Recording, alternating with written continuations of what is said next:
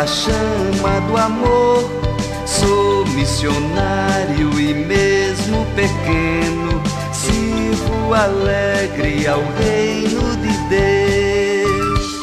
Amados e amadas de Deus, hoje é dia 10 de outubro e eu trago a palavra de Deus para iluminar e abençoar o seu dia. Não esqueça que nós sempre temos, no final do programa, o nosso momento catequético de introdução aos evangelhos.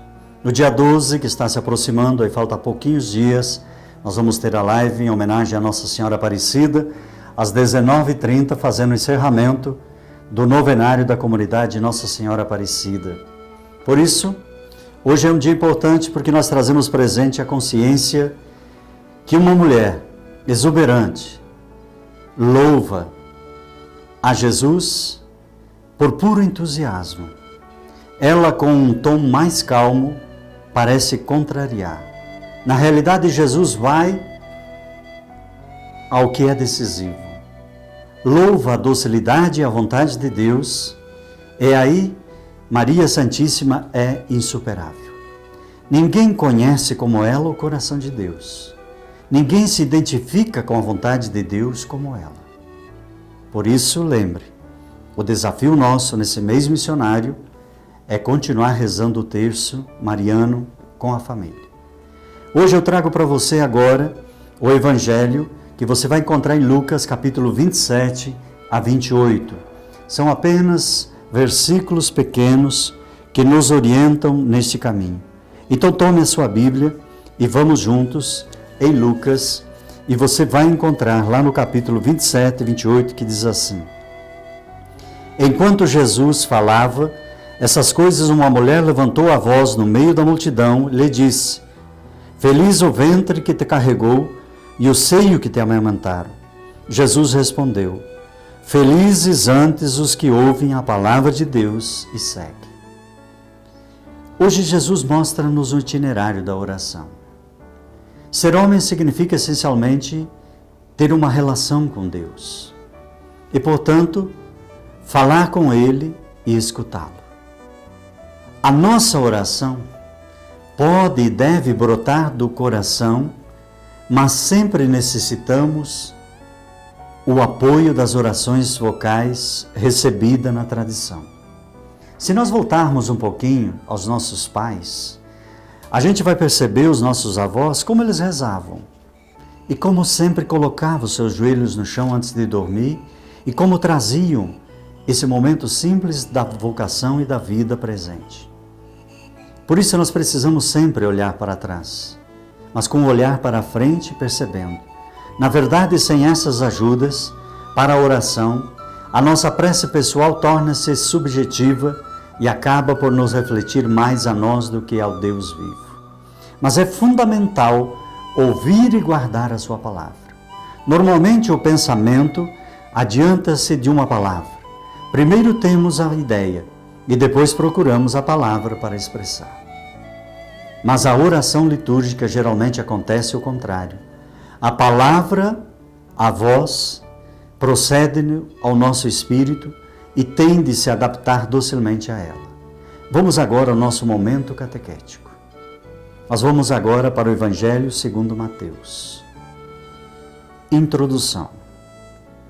Na ordem dos textos, as Bíblias trazem o Evangelho segundo Mateus como o primeiro escrito no Novo Testamento, ainda que mesmo não seja o escrito primitivo. Por que isto ocorre? Antes do Concílio Vaticano II, 1962 a 1965, o Evangelho de Mateus é um texto mais utilizado pela Igreja e o mais comentado desde o início do cristianismo pelos padres da Igreja. Esta preferência deve-se ao fato que neste Evangelho se encontram alguns temas em que a Igreja se identifica imediatamente. Mateus 5, 1 a 12. Desde o início do cristianismo, a comunidade eclesial tão grande valor ao trecho das bem-aventuranças, reconhecendo nesse relato um tipo de carta magna para o agir do cristão. Se você tomar Mateus 5,17, a relação valoriza e a valorizativa de Jesus, lá no Antigo Testamento, onde Jesus não vem revogar a lei dos profetas. A igreja dá uma importância a toda a Bíblia como seus dois grandes blocos. Mateus 16, 13 e 20, a profissão de fé e o primado de Pedro. Mateus 18, a igreja valoriza os segmentos dentro do capítulo 18 de Mateus, para entender que aí se encontram os temas importantíssimos para a convivência eclesial. Mateus 1,4, quem é o maior?